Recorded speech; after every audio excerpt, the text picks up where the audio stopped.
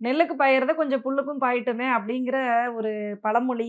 அது நெறைய பேர் நம்ம சொல்றத கேட்டுருப்போம். ஆனா இது எங்கருந்து வந்தது அப்படின்னு பார்த்தீங்கன்னா, நம்மளுடைய அவ்வை பாட்டி சொல்லியிருக்கிறாங்க. அதாவது ஒரு விவசாயி பார்த்தீங்கன்னா, நெல் பயிர் விவசாயம் பண்ணியிருக்காங்க. அதுக்கு அந்த தண்ணி போறக்காக அந்த வாய்க்கால்லாம் வெட்டி அதுக்கு அந்த வாய்க்கால்லாம் குடுத்துருப்பாங்க. அப்ப அந்த தண்ணி பாய்ச்சும்போது என்னாகுமாமா, அந்த நெல்லுக்கு போகக்கூடிய அந்த தண்ணி பக்கத்துல இருக்கக்கூடிய அந்த புல்லு, கோர புல்லுன்னு சொல்லுவாங்க. அந்த புல்லுக்கும் சேர்ந்து பாயும். அப்ப என்னாகும், அந்த சுத்தியும் அவ்ளோ நெற்பயிர் இருக்கிற இடத்துல, சின்ன சின்னதா அந்த கோரப்புல் இருக்கும். ஆனா அதுவும் சேர்ந்து அந்த தண்ணி என்ன ஆகும்னா, நெல்லுக்கு போகக்கூடிய தண்ணி அந்த புல்லும் பயன்பெறும். அதுபோல ஒரு ஊர்லயோ, ஒரு நாட்டிலயோ எவ்வளோ கெட்டவங்க இருக்கிறாங்க. இன்னும் நம்மளுடைய கலிகாலத்துல நெறைய கெட்டவங்க இருக்காங்க. இருந்தாலும் அவ்ளோ கெட்டவர்களுக்கு மத்தியில ஒரே ஒரு நல்லவங்க இருந்தா போதும். அந்த நல்லவங்களுக்காக நம்மளுடைய கடவுள் என்ன பண்ணுவாராம், மழை பெய்ய வைப்பாராமா. அந்த மழையினால நெறைய உயிர்கள், அதாவது அனைத்து ஜீவராசிகளுமே பயன்பெறுமாமா அப்படின்னு சொல்லிட்டு அவ்வை பாட்டி மூதுரை 10ஆம் பாடல்ல சொல்லியிருக்கிறாங்க.